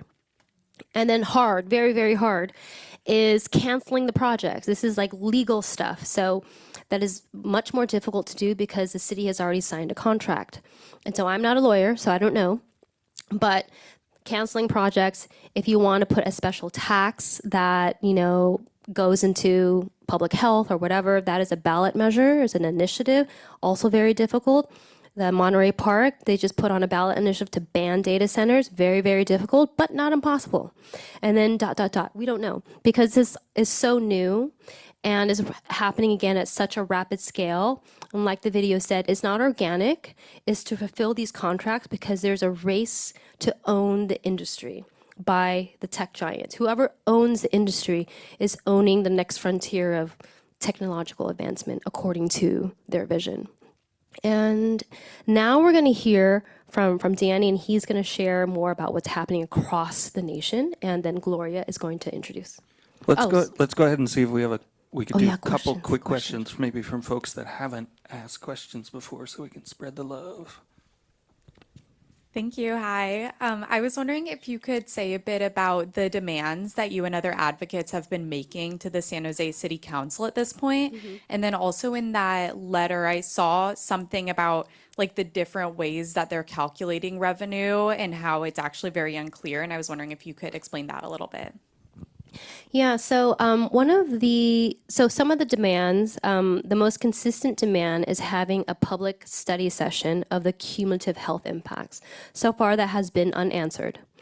And the other is to share the math. And so there is, in a recent city council memo, they said that, the city of Santa Clara has like 60 data centers. And in fiscal year 2025, those 60 data centers produce $45 million in general revenue. But City of Santa Clara has like the traditional old data centers as well. So it doesn't really compute, because when you divide that up, that's only like $750,000 per data center. When the city is being told that they could potentially make $4.8 to $6.5 million per 99 megawatt data center. And so there is a lot of confusion around where they're getting their figures from. They also said that, San Jose currently has around 20 data centers in operation, but the number of revenues, both in job creation and tax revenue, has not been shared. And so those are the things that we're asking for. And there's a lot of people organizing. And so this is, our options. And also, if you want to be part of this, continue to visit ilovesanjose.org, and you can sign up and to be updated on speaking engagements and like how to write letters and access. Yeah. Hi, thank you. I feel like this question might be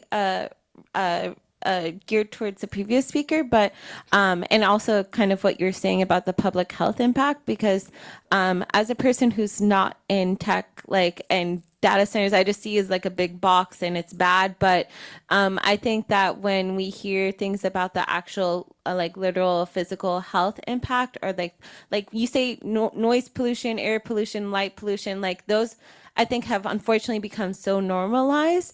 But talking specifically about the actual impacts on the body, I remember being involved in an educational campaign on the east side with regards to lead pollution and the closing of the trying to close the Retail View Airport. And so I think I see this as kind of very similar. And so my question, is that are there any good sources or like media reports that actually kind of cover the negative impacts to us, our bodies, and then even like children as well?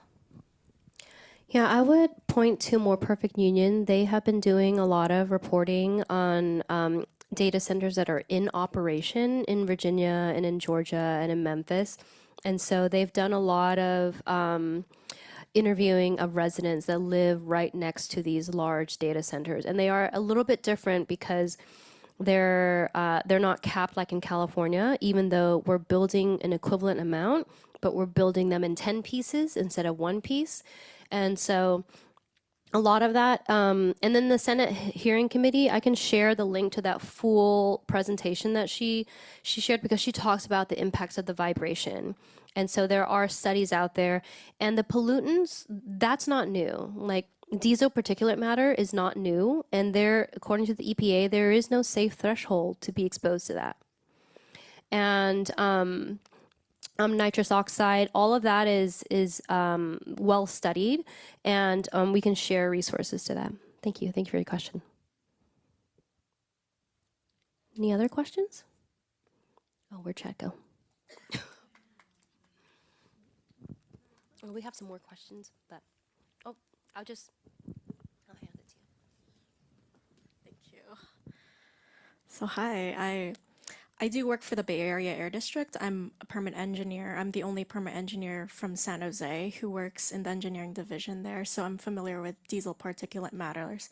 I also do the engineering evaluations and the public notices for the schools, right, K to 12. And I was wondering, based on the information I have read, the peer-reviewed study from Santa Clara on data centers, and I was wondering from the Air District side, I'm not representing them, I'm just coming as a constituent from the San Jose area. What are the financial impacts of the data centers? I mean, there's obviously no ROI, there's no return on investment for the people in the local community. It's not building job growth. So if big tech cares about money more, what's a way for us to make them hit their wallets? Good question. So we have a petition with several organizations at the Air District right now, and we're trying to get them to agendize the item for our discussion. And so one of the things that we can do, it's in the medium section, is mandate that they use batteries instead of diesel or natural gas, that they use clean forms of energy. And it is possible, it's just less common because it's more expensive. And so all of the safer options cost more money. And so it is to tell us it's not impossible, but there needs to be community organizing and community pressure on elected officials to let them know that they need to prioritize these choices.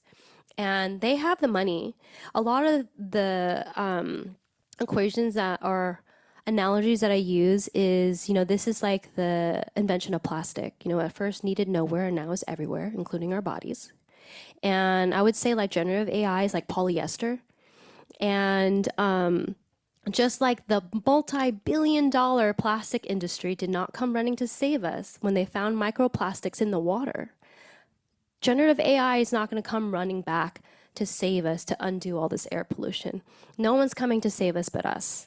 And so it is imperative that we speak to each other, that we speak to our neighbors, and that we show up to city council and ask, demand, and push for better resources. And if they can't build these facilities in a way that doesn't decimate the local environment, maybe they shouldn't be building them. Thank you, Ellina.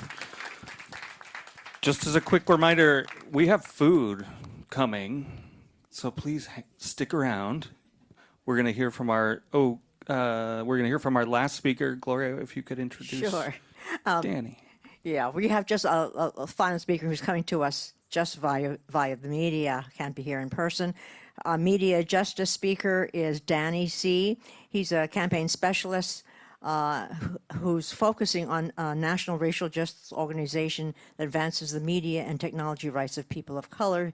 He's based out of, he's done work in Northern Virginia, as well as worked in Texas on the Detention Watch Network. To look at anti-detention efforts, and worked also in Texas to support community members to develop and lead campaigns to abolish some of the kinds of things that ICE has been doing illegally, and has worked also with migrant communities. So he has some words for us, and I will turn it now to Danny O.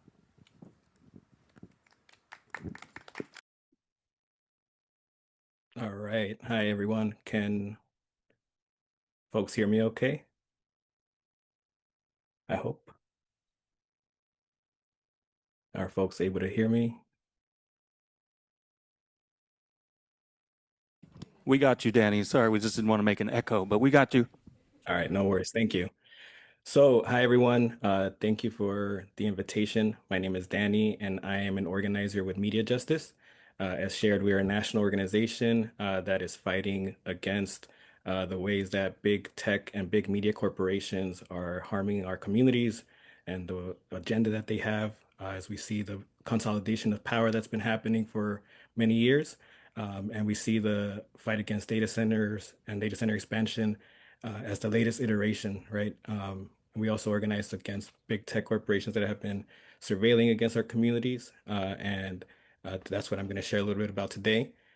So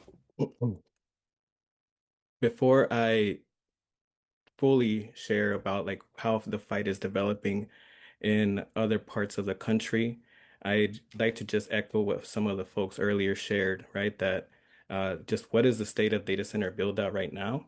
That it's rooted in one, AI, the AI hype, right? Which has been manufactured by big tech corporations. And it has also been a method to consolidate power. As we see the way that big tech corporations, their CEOs have entrenched themselves, for example, with the Trump regime, how they were all there during the inauguration. We also know that right now, a lot of the economy is being sustained by this very precarious AI market that has been, again, manufactured by these corporations, as Masheika mentioned earlier, NVIDIA being one of the big players, but these AI corporations like OpenAI, X, Anthropic, et cetera, that have been competing to create these conditions that are now putting all of our communities at risk. And of course, this informs the way that they show their power through in the markets, and then it's exercised through now political power, which has not only ramifications at the federal level, but as you all know, also at the local level, in the way that these corporations try to show up, go around any type of local processes and any transparency, and try to just push their own agenda despite what our communities have to say. And one thing that I want to mention before I forget is that I really recommend that folks look into the roles of your local economic development agencies, or sometimes they're called economic development corporations. When I first started organizing against particularly Amazon was here in Virginia, and they chose Arlington, Virginia as the second site for their second headquarters. And we learned the way that the economic development agencies at the local county and multiple counties and cities here in Northern Virginia and also the state basically were the ones who drove a lot of the negotiations behind closed doors and then put it in front of elected officials who then were basically even handed just talking points that were developed in favor of Amazon. And so a lot of the negotiation was happening over years. And so this is now being, it's a similar playbook that is happening in this data center expansion that we're seeing now. And some additional grounding about why we care about this fight against AI data center expansion. As folks mentioned earlier, right, similar for media justice and for me personally, I'm not anti-tech. We're not anti-tech. We're people who develop media, as CreaTV San Jose is, and folks who do all other type of media. We also are folks who develop technology or use technology because I enjoy using it as well, for example. But we recognize that these data centers, the way that big tech is enacting this agenda, they are extractive. It is an extractive industry from start to finish. And this image is credit to North Carolina Environmental Justice Network. And so this is a really helpful visual to see how these data centers truly operate, right? They consume energy, they consume water, they take up land, they take up our public funds through incentives, tax breaks, and other resources, right, that are critical for our communities. What they end up giving is releasing water and air pollution, noise and light pollution, the heat island effect, runoff and flooding, polluting water, of course, and increased housing costs, as folks mentioned earlier. And on the other end, we also get lots of jobs, pricing and wage algorithms, which I know is another big aspect of it. Denial of rights. I think the folks also are rightly concerned about the ways that XAI, for example, has been a huge perpetrator in fake porn and scams and other things like false information, increased surveillance. I know there are folks who are also at the same time while having to fight data center expansion, are also having to fight things like, for example, Flock and Axon and other surveillance companies that are also part of what's driving this data center expansion, right? Because AI, unfortunately, the way that it's being developed by big tech is used for more surveillance and more killing efficiency and other unknown harms. And so now I'm going to share now some examples about how resistance is looking like across the country to these corporations showing up in our communities. And folks mentioned a bit earlier about XAI in Memphis. So it was announced by the Chamber of Commerce. So that's another example. Like the Chamber of Commerce is also our players in these conversations, leaving out public decision making, right? And in the race to open up Colossus and this huge data center to, in the race, the AI race, XAI and OpenAI have been competing. So Elon Musk decided to just install these gas turbines that have been being allowed to poison the community 24/7, even though it's a violation of the law, right? But folks in Memphis have been organizing and fighting to say no, right? That is not acceptable and to try to fight to stop this pollution. In Prince George County, Maryland, and similar to in other places, overall, it's the process that these corporations try to do is just manufacture consent by limiting public input and conversations and just like pushing it along. So folks there, for example, have to go to one of those meetings, those propaganda sessions, and take the mic to demand that they be heard. I'll now come back to those examples in a bit too to share a little bit more of the updates. Here I'm going to share an example of Taylor, Texas. This is on the picture on the right is Pamela Griffin. So she is one of the leaders of this campaign called Taylor Data Centers. Because on the picture on the left, you see an image. The part that is outlined in red is the proposed data center that is about 500 feet away from the section in yellow, which is housing, it's residential housing.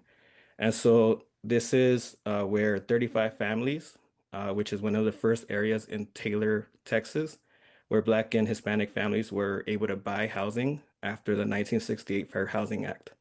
The 35 families are mostly the same that moved it, that bought there in 1968. and now they're being threatened by this data center project. Again, this was done without any information to the community. And Pamela actually tells a story of how this land was owned by somebody else, a family, where she and her friends used to grew up playing baseball. The ball would go over the fence. The neighbor was really nice, would just throw it over. And one day she remembered that that neighbor told her dad that he was gonna give that land up to be a park. And through research that Pamela and other organizers, Carrie and Sarah, like they went and they actually found the deed. So it turned out the land was actually left to be a park. Somehow the city and the county and sold it, it seems, to the Economic Development Agency that then set this up to try to be a data center. There is now a legal fight that the local folks have been in to prevent this from actually, like, there hasn't broken ground. They have been able to prevent this so far. And as they've been in this fight, they learned that more data centers were being proposed in the city of Taylor. The image here at the bottom, I just like it because it's cool. It's a cool way to use kind of local events to bring attention to your issues. And last Christmas, they had a Grinch truck in the local parade. And they said the Grinch and company and the data center are stealing our electricity and joy. So as I mentioned, there was one data center they were fighting, and then they learned that more were in queue, and that were more being proposed. And so residents decided to launch a petition to make the city council recognize that zoning is super outdated in this city, right? Like that there hasn't been anything proposed like hyperscale data centers in the city of Taylor ever. And so things need to stop until the residents of Taylor get to update the zoning and they get to decide what it looks like. And so they developed a petition and launched an ordinance petition drive and have been working on that. And so you see here on the top left, a bunch of local businesses now have, their no data center in our neighborhood signs. They are sites of petition collection. On the top right, there's a group. They also do like drive-through petition collections. There's also been local elections, so outside of, far enough, they get to talk to people who are registered voters in the city and get their support. And all of this has been building up, and they're going to be delivering their petitions really soon. And then at the picture at the bottom, this is just one of the fights, but here we see Carrie and Pamela on the left, who are organizers for this campaign. Sam in the middle, who is another organizer in San Marcos, Texas, where they've also had a lot of success fighting data center proposals and protecting the San Marcos River. And then Kendra on the right, who is an organizer in Amarillo, and Ray, who is an organizer in Austin. And I'll share a little bit about Amarillo. This is a picture from a convening that was held statewide earlier this year in the spring, where folks from across Texas came together to develop the Texas Data Center Rebellion Coalition. So now it's like recognizing that it can't just be, one site fight at a time, where it can't be just like one city that can just fight it, but it has to be regional and solidarity and collective fight. I alluded a little bit to the fight in Amarillo. So this is actually what is being pushed by a company called Fermi, that is backed by the former governor of Texas, Rick Perry. And also he was a former Secretary of Energy during the first administration of Trump. They have been pushing for a nearly 6,000 acre energy and data center. They actually called it the President Donald J. Trump Advanced Energy and Intelligence Campus, which is pretty gross. They've planned for 17 gigawatts, and like I said, nearly 6,000 acres. And they've also been pushing for the use of nuclear energy. So at least their plans would be at least 4.4 gigawatts in nuclear, which is another big threat that is happening in certain regions of the country, which is also a big threat to our environment and our health, of course. And so folks there started organizing, started hosting public meetings and pushing against the city council and the county. Unfortunately, the city and the county still went ahead with their tax abatements and agreements to sell. The city council made an agreement to sell water to the data center developer. And then they also have been pushing against the air permits that the Texas Commission on the Environmental Quality has to approve, right? So there's like that thread of work to try to slow down the process and like challenge every step. But then also they've been doing a lot of work to challenge the corporation itself and like just build public opposition in Amarillo, which has been really successful and just bring a lot of scrutiny to the corporation and to this project. And so, I just here at the bottom right is actually a picture from a recent gathering that we had, Take Back Tech, where organizers, these are the three of the organizers, and this is when they learned that the CEO, Toby something, he stepped down but was fired from Fermi, and also the CFO resigned a couple of days later. And so the impact of the local organizing and the opposition to this data center really has had significant, it has been significant because otherwise it would have just gone right through. Now I'm going to shout out a couple other examples. In California, Imperial Valley Resiste has been organizing against initially similar, just like one data center that sort of popped up, and they've been organizing against it. And in April, it came back up to the agenda, and they were able to get it. They were able to get it opposed. The developer, like left the meeting, and they ran him out of the meeting. Basically, it seems. But overall, from there, they pivoted from just like this site fight, right? And started thinking about like how do they protect regionally and having a lot of success in pushing for moratorium discussions and votes. And now, city after city in the Imperial Valley region, they have been voting and adopting on different moratoria, including next is in Calexico. They're going to be voting on July 1st. So there is definitely already in California examples of folks having success in protecting their communities against data center expansion. And it was also mentioned earlier, Monterey Park, they had a two-step strategy. The city council also has an opportunity, right, to take leadership in protecting community, and they listened to the community and to their demands and adopted the ban of data centers. And then there was also a ballot measure where over 80% of the voters supported banning data centers in Monterey Park. I mentioned earlier the Prince George County fight. Initially, it all started around a proposal to make an old mall into a data center that has basically been stopped. And now they have basically a moratorium in place that has just been extended. And they're now supporting like more regionally how to stop expansion in other areas. And now folks in Taylor are preparing to deliver their petitions. And the last thing I wanted to share too is a couple more things. Just the way that it is important to have the connections across the fights. So we've been able to host a couple of regional trainings. One in Memphis with folks who are organizing against Colossus XAI there, Memphis Community Against Pollution is the organization who helped to anchor that training with us locally.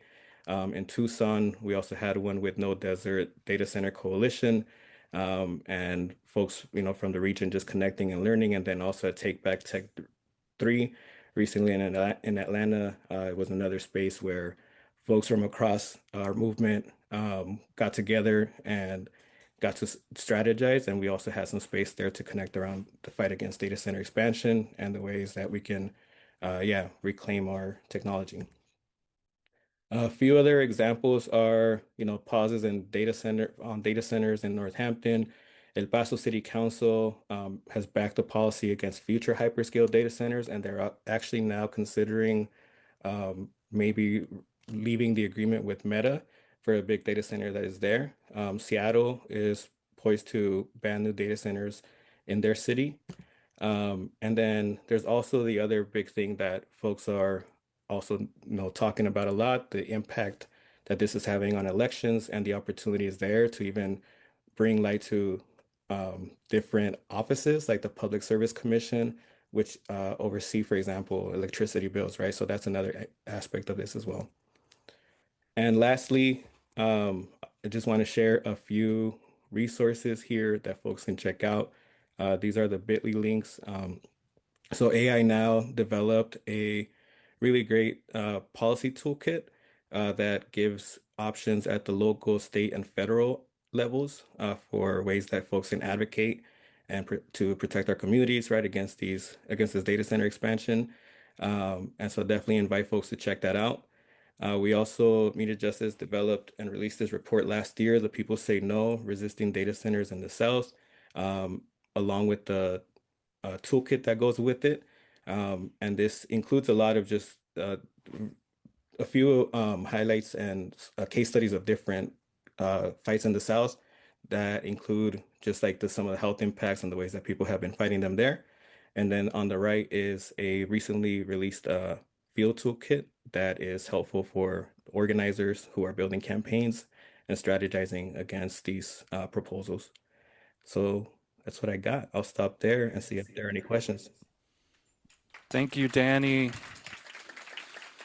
Yeah, big shout out to Media Justice and Mi Gente for the Take Back Tech 3 conference, which was pretty amazing. And I came back like, oh, I'm so glad Ellina and I have been organizing this thing. Cool.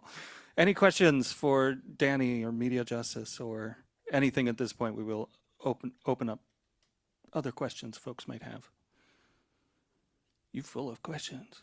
That's okay. I was just looking for other people, and we've got a few from the webinar. I can't answer for them. So my question, and I know, Ellina, in your presentation, the fact that we have PG&E paying for resources within the city to push their agenda along, is there not a conflict of interest or some kind of shifty shit going on there? Yeah.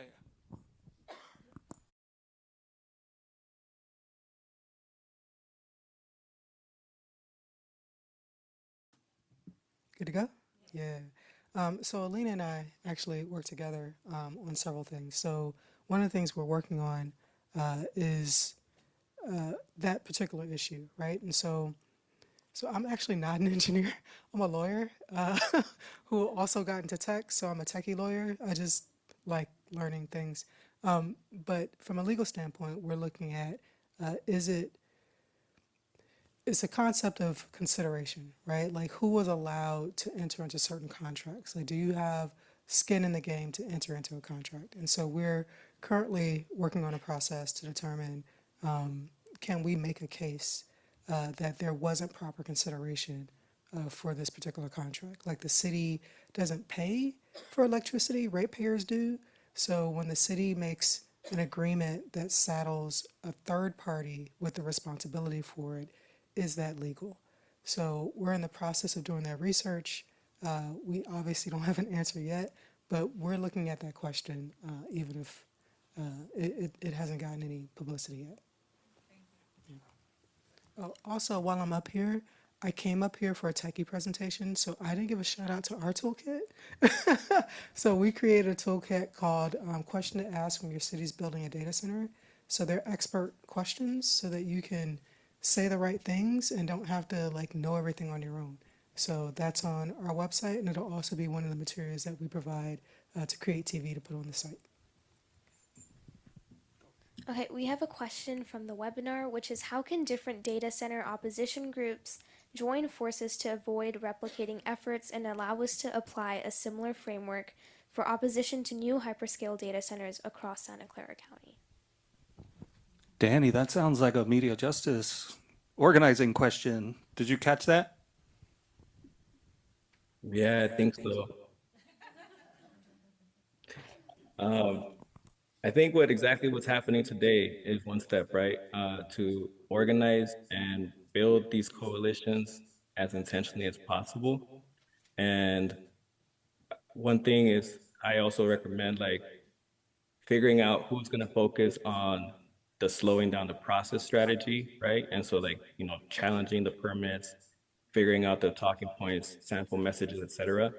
And then like who can figure out maybe some of like the corporate interventions, and then the and the pressure on elected officials specifically. So like the division of labor is also super helpful, and having clear lines of communication. Yeah, I'll also add that if you visit ilovesanjose.org, there's a volunteer form that's working on just these aspects. So if you're really good at public speaking or you're really good at writing a strongly worded letter, there's a role for everybody to play. And we're covering many agencies because it taps many different agencies. So a lot of this work is sometimes you get like 7 days notice, sometimes you get 3 days notice. And that is because California has its rules around public noticing. So we have to work around those timelines. And it's not very convenient, but we're trying to create like tiers of volunteers where you have more time or you can show up in more urgent matters. And so I highly encourage you to visit ilovesanjose.org to sign up for the newsletter as well as volunteer. And just being cognizant of time and like people that have been sitting around, and we got this delicious pizza from Masala over there that has vegan and gluten-free options, by the way. I would like to invite Gloria up just to thank all of our speakers and everyone and wrap this up. Yeah, There's tons of food. The reason we got food is because you don't do this work without breaking bread with people. Yeah, it's been a very info deep session. A lot of good information to be shared. A lot of difficult questions ahead. A lot of work to be done to better. Perhaps we learned some things that our people making policy decisions may not have all the information that they need, and that communities are not getting the information that they need. A key thing that the league tremendously believes in is process, as well as transparency. So we're clearly not having the transparency we need. We see it in the media a lot, but that was a very interesting perspective. Thank you, Qing, because thinking about what it is that we're mostly getting fed information from the technology perspective, so that's probably what policyholders are also getting as well.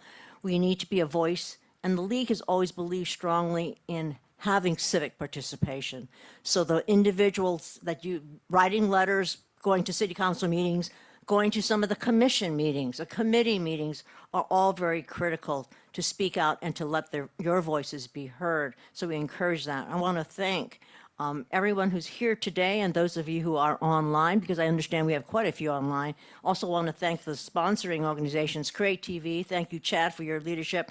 Ellina, you, Dream Collaborative, Media Justice. Thank you very much. The AllAI, as well as, I guess, a group we haven't acknowledged is the Free Filipino, Lead Filipino, sorry about that. It's a leadership organization. And I hope I haven't missed any. Oh, the Free Press, of course. This is a collaborative effort for us to learn more about this thing that's happening so quickly in our community. I, too, as a member of the league, we were really shocked when the agreement with PG&E happened with very little discussion, very little transparency, and we too have been looking into the elements of it. So I'm glad to be working with partners like you and all of the organizations to better understand that and to question some of those contractual agreements. The whole notion of non-disclosure agreements is another big piece I had no idea. But I understand that one of the key things that bothered me as a member of the league is we had been moving very fast toward a greener and cleaner San Jose in terms of our power through our community choice aggregation decision, which was a hard one made. We were making great strides. And there was even consideration that the city of San Jose become itself its own power generator so we don't have to use PG&E. And that part of the agreement was that we would no longer pursue that. So what did we give up in that process? So these are the kinds of questions we need to ask. We need to ask, and thank you, especially Ellina, Qing, Danny, all of you, Masheika, just great information. Let's think about it. Let's think about how we can ask the right questions and demand answers for the transparency that we need. So thank you for being here. Thank you so much. Appreciate your time and your attention to a very important matter that is not going to affect us individually, but future generations, because it's the long-term impact of projects like this. The question is, if it fails, then we're stuck with an empty building. Who pays for the cleanup? Remember the amount of money we spent on greenfield money, corporations that did damage and left highly polluted pieces of land requiring federal intervention, and we're still cleaning up. So the question is, what are the long-term impacts? And we, as this generation, and certainly my being a lot older than a lot of you in here, and I'm so delighted to see some young people in this. I see our friends from the Silicon Valley Youth Climate Action Group here. Thank you for being here too. So let's all think about what needs to be done. Now, let's enjoy lunch. Thank you. And then this will be recorded, and we're going to send out a link. And if you want to take a picture, we will organize that well as a group picture. And then for the people online, thank you so much. And you get the remainder of time back to your weekend. Thank you.